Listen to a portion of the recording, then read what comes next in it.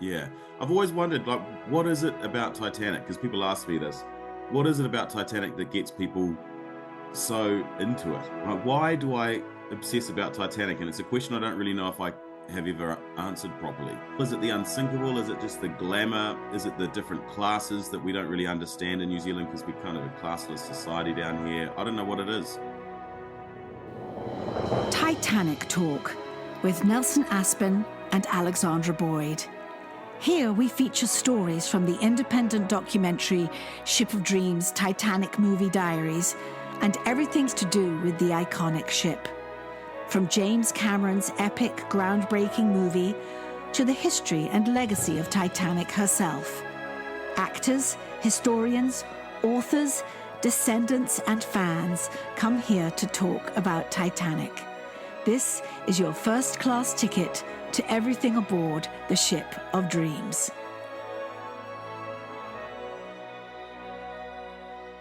I'm Nelson Aspin, and it's time for Titanic Talk, where we talk about all the things regarding Titanic. It doesn't matter if you're a fan of the film, of the historical event, a book, ships in general, whatever it is that lights your fire about Titanic, we're here to stoke the flames. And with me is my co-host, the lovely Alexandra Boyd, the filmmaker behind the wonderful documentary Ship of Dreams, Titanic Movie Diaries, and one of the featured players in James Cameron's 1997 film Titanic. So, Alexandra, good to see you from one coast to the other. Yes, I'm feeling a little sad because we're on the downward slope, Nelson. We're on the downward slope of season 2. We've only got like a few more people to talk to, and then who knows where season 3 It's will at come this about. point in the sinking that the ship is about to snap. And it's the end. But it will never really be the end, because our hearts will go on and Titanic Talk will go on in one form or the other forever. And what's wonderful is this ever-expanding universe of ours. And if I may take the reins in introducing someone today, but this international community. And before I reveal the identity of today's guest to our listeners, if they don't know already, let's talk about another international connection of yours, Alexandra, part of your documentary filmmaking that has done something extraordinary for you. It's this community that has built up over the last 2.5 years, I would say, and of course grown exponentially since we've begun to release the documentary on the world. And somebody who is also down under, our lovely friend Zach Douglas, did a most wonderful and touching thing for me. He had been looking for a brooch that was part of my costume, my boarding costume. It's a little brooch that I wear here on my blouse. And I am wearing the one that he found on the internet. If you can see that, I'll put it in the light. It's a lucky horseshoe and a shamrock, and it's made from Whitby jade, which is Whitby is a seaside town on the northeast of England, where all this fossilized wood for millions of years has been, and it washes up on the beach. Queen Victoria made mourning brooches out of it for Prince Albert when he died, and everybody else said, okay, this is what we're doing. Anyway, my character was given the exact replica of this brooch. Zach found one after 2.5 years searching on eBay and all his sources, because he's the collector of Titanic memorabilia and props extraordinaire. And he sent it to me all the way from Australia with the most beautiful letter that I can't really express what my expectations were making that film and gathering this community to us. I'm getting totes emotion, but it really has. And that's why I'm sad that this season is coming to an end, because I just love talking to all these amazing characters and people, Titanic notwithstanding. Do you know what I'm saying? Well, it will continue in one form or the other. And how many episodes will it have been total? 50? Well, 40? it's like 50, really. 48, yeah. And then our tops and tails, roundups and intros. It's extraordinary that we would. Well, why am I surprised that we would find that many people out there who want to come and talk to us about Titanic? And there are more lined up waiting. So that's right. And we have yet to have anyone, speaking of Antipodean, and yes, we've had our Australian fans, and after my decades of Australian television, and Zach's connection, we've had a lot of Australian fans, but never anyone from New Zealand. And I was actually Googling to find out about the New Zealand connections to Titanic, and there aren't many. There was one guy that canceled his trip, so he made out all right. There was another assistant purser who was married to a woman who lived in New Zealand, so she would have gotten a stipend. But the New Zealand fans, they're everywhere. And when you least expect them, they're right in your own backyard. I have been doing on and off a New Zealand television show for years. And the host of this show, AMNZ, was outed to me on the air as a Titanic fan because I was talking about the podcast, and his co-host said, Titaniacs? Is that what you called them? Titaniacs. I'm a self-confessed Titaniac myself. That's why I host a Titanic podcast. Well, Lloyd is there with you. In fact, I think he's been listening to your podcast. Oh, yeah, there we go. Titanic talk. Ladies and gentlemen, I would like you to meet New Zealander Lloyd Burr. Welcome to Titanic Talk, Lloyd. It's an absolute privilege and a pleasure to be here. Lovely to join both of you. And you look smashing. I'm used to seeing you on better broadcast quality than we have in our Zoom today, but you look just as handsome as you sit in front of your Titanic wall. So give us some of our listeners are tuned in on YouTube, so they can see it, but most people are listening through other podcast venues. But describe your Titanic wall behind you. Well, like most people who are fans of the Titanic, they kind of slowly pick up trinkets and books and mugs and models and posters and, lots of different things over the years, right? And that's what I've done. And they were just kind of lying around my house. They didn't have a place. They didn't live anywhere. And then we had someone on the show who came on. It's weird how my obsession with Titanic kind of became a theme of the AM show itself, Nelson. But we had someone from Resine, which is like a decorating shop here in New Zealand, and they said, "Why don't you just put them all in one place? Get a shelf, put your Titanic up on it, get your posters, and you can maybe match some of the colors to the actual Titanic." So I took parts. So I've got a big Titanic model, the Lego model up there, and I took parts of the red part of the hull, the maroon part of the hull, and then part of the orange part of the funnel, took them down to the Resine color shop, got some paints, and then bought some frames, and then painted up these frames, chucked some posters in there. There's a front page of the New York Times the day after the Titanic sank. So I've got that up there, and there's a whole lot of other stuff that mates have given me as well. And I just kind of chucked it all on the wall. And that's what my Titanic wall is, and it's probably going to grow now that I've actually got a place to put. Well, now that you're in the Titanic Talk community, just brace yourself. And it's so funny too because Alexandra and I have been friends for, what did we decide, 30 years, 35 years? I mean, we go way back, but we remember each other's phases, and I vividly remember Alexandra's feng shui phase. Yes. When she studied feng shui. So I'm wondering, we could do a whole episode about decorating with Titanic memorabilia and the feng shui it has. We definitely have to get Zach back on for that, because his entire dining room, he has entire table settings with the crystal and the plates and the knives and forks and everything. He's got table settings, which we keep the actual Titanic ones from the film props. Wow. From the film. Yeah. But we've had guests. And he's with just the over in Australia, is he? Yeah. Maybe I need to get in touch. Maybe you need to cross the ditch and go visit Zach. I have this little ongoing threat with Zach that I'm going to come and visit him and cook an amazing meal from the menu of Titanic, and we're going to eat and drink off his plates and crystal glasses, and he basically has kittens at the idea of us using it. I said, no, we're using it. We're all coming. I think he might be persuaded. He goes, no, it's not going to happen. It's not going to happen. I was like, just you wait. Was there anything that was on the menu that back then that's no longer available, or that's super expensive? Done a few food shows, and there are modern adaptations that you can do it. I mean, you might want to adapt them because they're a bit, basic. Even in first class, but there was you can recreate. No, Zach just doesn't want to sully his props. Do you have a possession that you're a little bit precious about, Lloyd? Like, you don't touch that?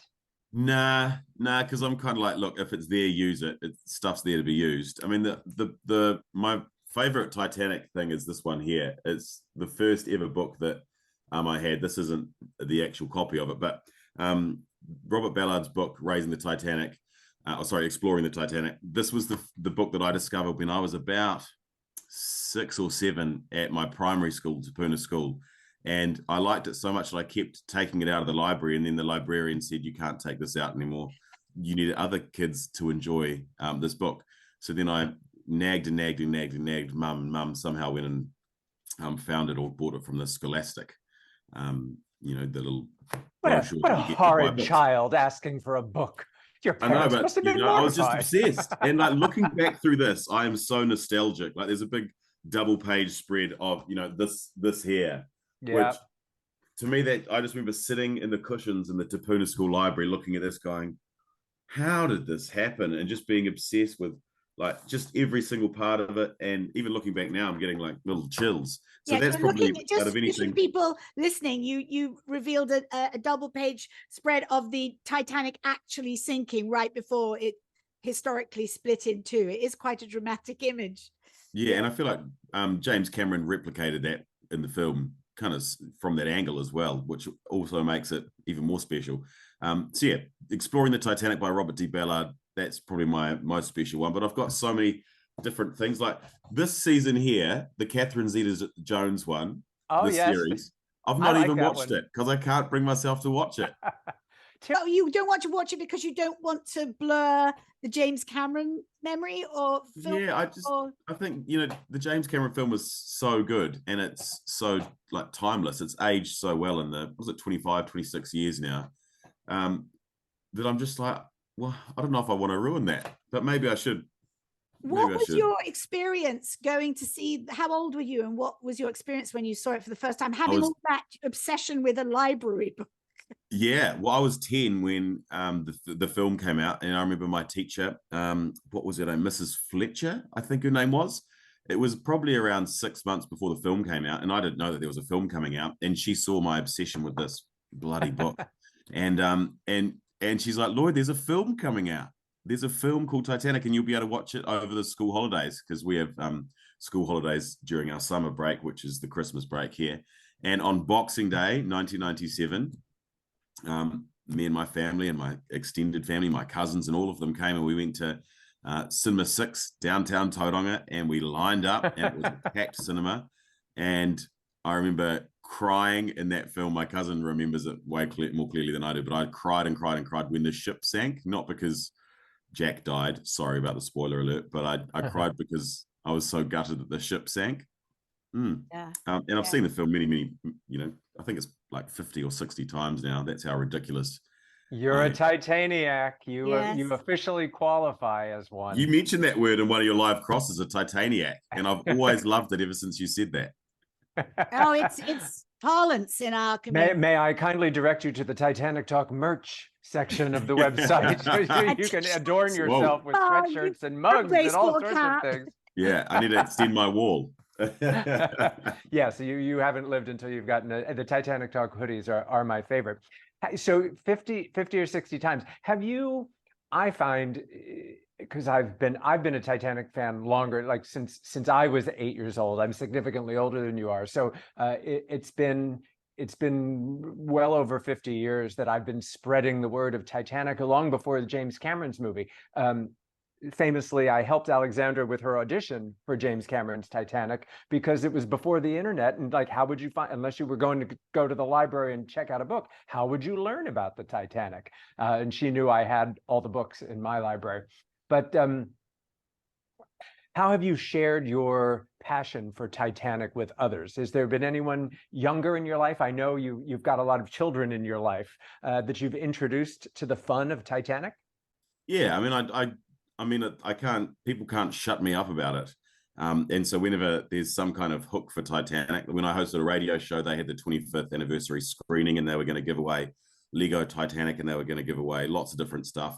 But I just chew anyone's ear off about not just the film, but, just the marvel of the industrial age at that time and building those 3 sister ships and how amazing and how remarkable it would have been back then with just the lack of stuff to build it. I think because I quite like infrastructure. I like construction, and that side of it fascinates me just as much as the tragic story of it crashing and then sinking and all of that. So I do tell a lot of people about it. I've interviewed James Cameron a few times.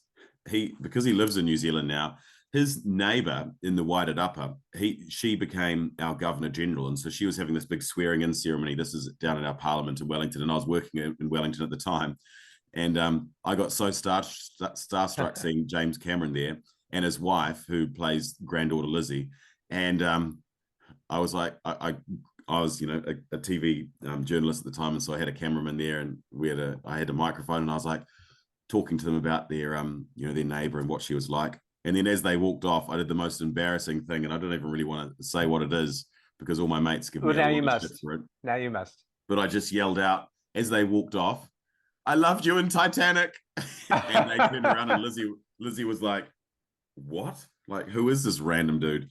But he doesn't remember that because I interviewed him a few years after that, and he's like, "I can't even remember that." But they turned around and gave me the weirdest look.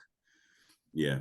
And I think he said to me, "I wasn't in Titanic." And I was like, "Yes, you were. Your hand was." That's absolutely correct. That's you know what? That's a good Titanic trivia question. What role did James Cameron play in his film Titanic? And you're right, he was Jack's hand. Yes.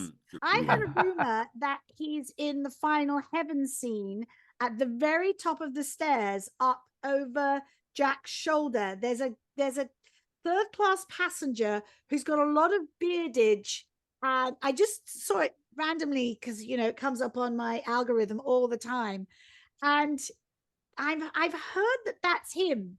That's him in. I can't imagine he'd have taken the time to get into costume shooting that huge sequence. But if you look at that extra, he looks a little bit over made up and in disguise. So it could be Jim. I've planted a seed now. I can see your faces. Yes. What is she talking about? I have to go back and have a look now. I am going to have to go back and have a look. Yeah. Well, so if you're interested in the infrastructure and the building and all of that stuff, then Thomas Andrews must be a bit of a hero to you. And I would think you'd be a prime candidate for Irish tourism to go visit the museum in Belfast. Is that on your bucket list?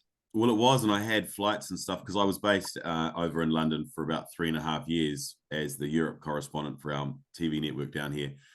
So I was based over there, and I had tickets booked to go to Belfast, and some other Titanic mad mates were going to go over there with me, but then COVID hit, and so that's what it was like. So everything got canned.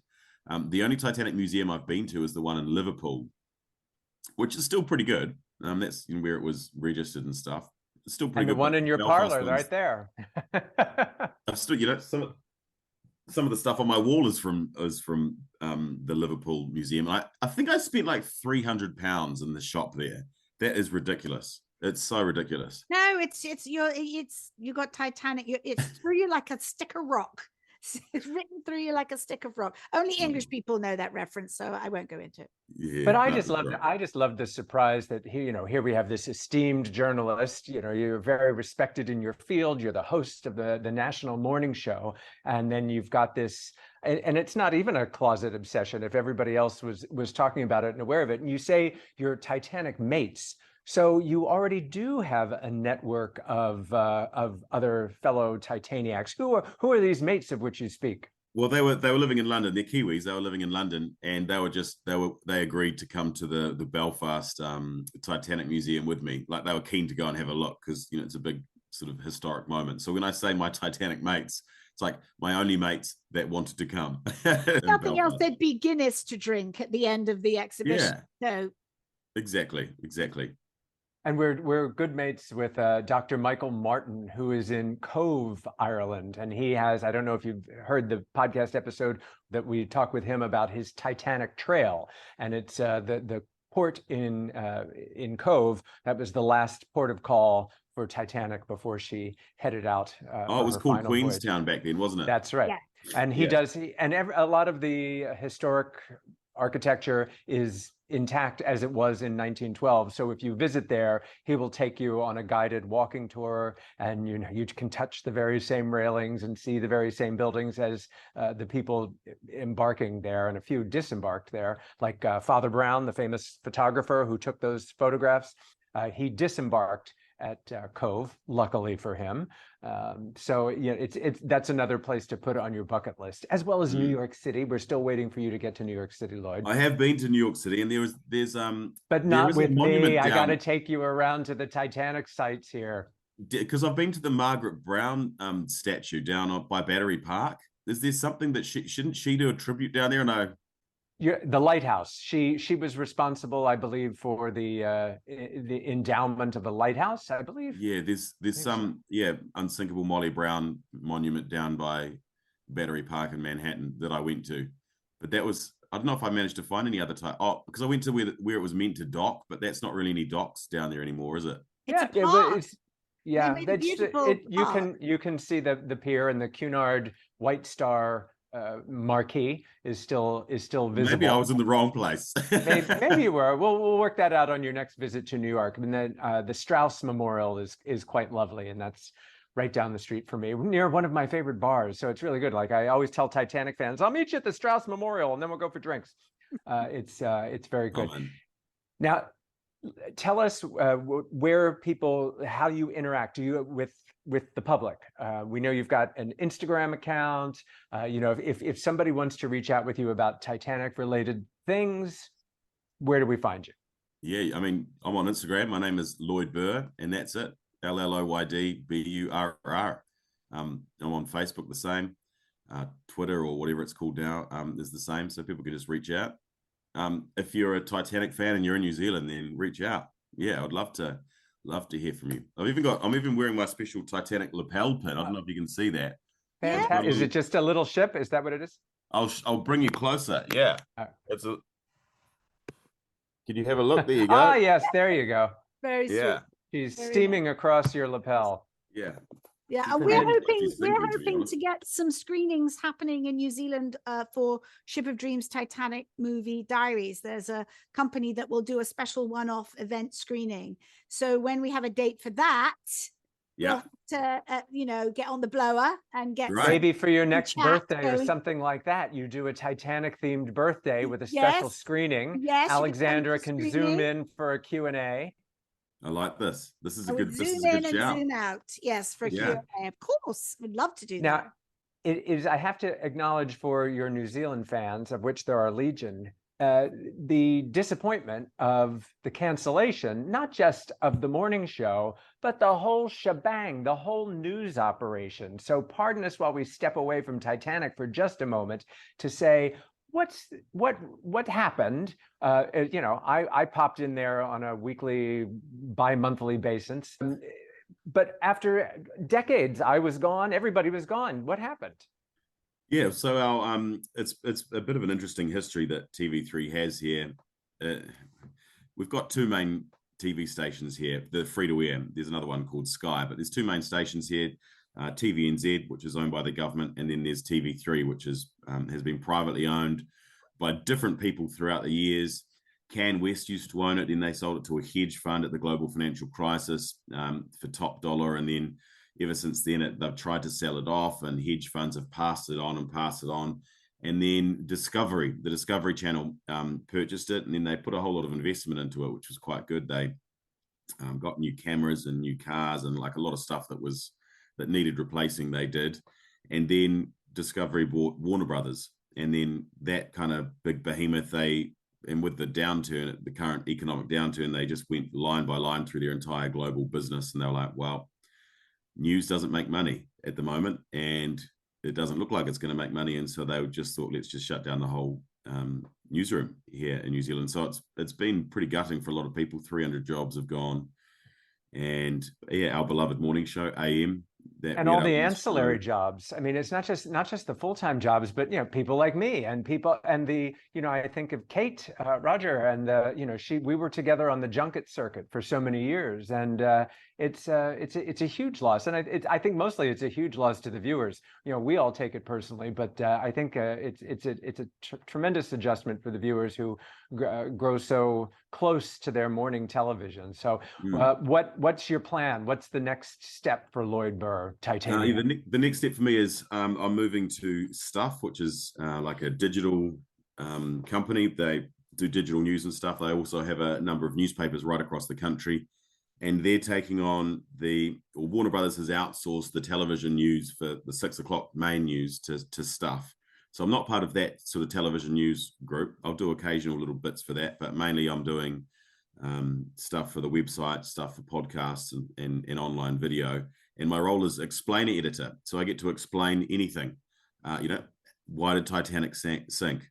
I mean, there's so many Titanic questions that I could do a little feature on. So yeah, that's my role at the moment, is just explaining big newsy things, but also some quirky, weird things as well. So it's pretty exciting, the next step that I'm taking. Fantastic. Bit of a good silver lining in the end.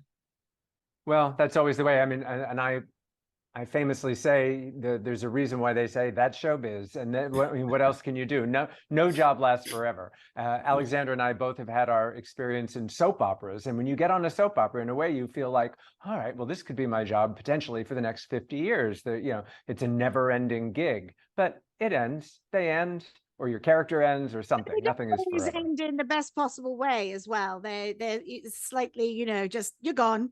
I read in the newspaper, I read in the Sun that my character was leaving the show. They don't, it can be quite brutal. You become very resilient as well. So, uncertainty becomes the certain thing in your life. And so you learn to be very adaptable and very creative. And that's kind of what keeps me going, actually. If everything was the same all the time, I think as creatives, we'd get very... Yeah. It's tough though, because it's quite emotional roller coaster, because it was such a job that we loved so much. And I'd only really just started. I'd only done it for 5 or 6 months. So yeah, that was the hard one to take. But you're right, the only constant in this industry is change, isn't it? And you just got to adapt. Well, luckily you're versatile and talented enough to find the next thing. And it sounds like you have, and we'll be waiting for the Titanic need for commentary and analysis and expertise, which Alexandra and I will be happy to provide. And I don't know, is there, as we wrap up our conversation with you today, is there ultimately a Titanic wish list for you? Is there something outstanding, an ultimate fantasy, Pigeon Forge, Belfast, taking a cruise in that route? I mean, how would you like to fantasize the future and your interest in Titanic? Yeah, well, there is a guy across the ditch in Australia who's, I think his name's Clive someone. He's building, or he wants to build. Titanic 2. Yeah, Titanic 2, then he gets cancelled. The billionaire who's going to build something that won't sink.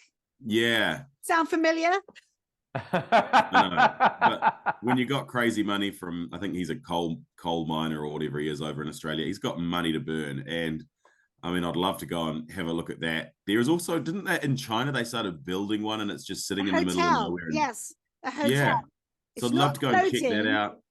Those kinds of human interest stories are, they delight everybody. You don't have to be a Titaniac to appreciate a good Titanic story, and there are plenty of them to tell. Yeah. I've always wondered, like, what is it about Titanic? Because people ask me this. What is it about Titanic that gets people so into it? Like, why do I obsess about Titanic? And it's a question I don't really know if I have ever answered properly. Is it the engineering marvel? Is it the unsinkable? Is it just the glamour? Is it the different classes that we don't really understand in New Zealand because we're kind of a classless society down here? I don't know what it is. It's a Greek tragedy. It's hubris on a grand scale, but it also has the soap opera element of glamour and the class system. And it's never, it was a period that will never be seen again. However, the lessons of Titanic keep coming year after year after year. We're hearing the same lessons, and somehow or another, mankind doesn't learn from the past. Yes. And we asked the question a little bit in my documentary, and obviously connected mostly to the film, because that's where I've come from. That's my starting point, and the actors in it, and then the fans that I've met over the last 4 or 5 years. And really there's not a definitive answer, because everybody has their own individual reason for being connected to the subject. But I think a lot of it also has to do with, it was the zenith of the Edwardian era. It was right before the First World War, when everything in Europe changed, never to be the same again, wiping out an entire generation of young men. And it was at the height of all of that, the extravagance, the opulence, the architecture, and sort of, I think Titanic represented all of that man-made too muchness, and it still couldn't fight back a big old iceberg. That it's a sort of metaphor for so many things that man tries to achieve, and that's the one that everyone remembers. We're kind of seeing it now again, like with climate change. Mother Nature's always going to win. Yes. Like Titanic kind of proved that, an iceberg. Yes. Well, and even while I'm sure that there are other factors at play with the Titan submersible that was sadly lost, it's just you can't expect to take on nature or the ocean or the sky or the air. So some things will always beat you. And it's a good metaphor for life, I think. Yeah. Oh God! And on that happy note, we are so grateful. Get my violin out, Nelson. Thank you. But we love you, and I'm excited that we've managed to preserve our connection together thanks to Titanic beyond the finite world of television. And now you're forever in our Titanic Talk clutches, and happy to have you as part of the family. Awesome. Thanks for inviting me on. It's an absolute privilege to have a guy from all the way down in New Zealand on your podcast. We are big fans of yours as well. If you've enjoyed this podcast, please leave a review. And if you'd like to hear more podcasts like this, hit the subscribe button. For information on where you can see Ship of Dreams, Titanic Movie Diaries, go to shipofdreamsfilm.com. Titanic Talk is a production of Ship of Dreams Film Limited. To celebrate Season 2 of Titanic Talk, we've launched a line of Titanic Talk merch. A cap, a mug, a tote, a t-shirt or a hoodie. You'll be sure to find a unique gift for the Titaniac in your life. Look for the link in the notes and on Instagram, or go to bit.ly/Titanic Talk Shop.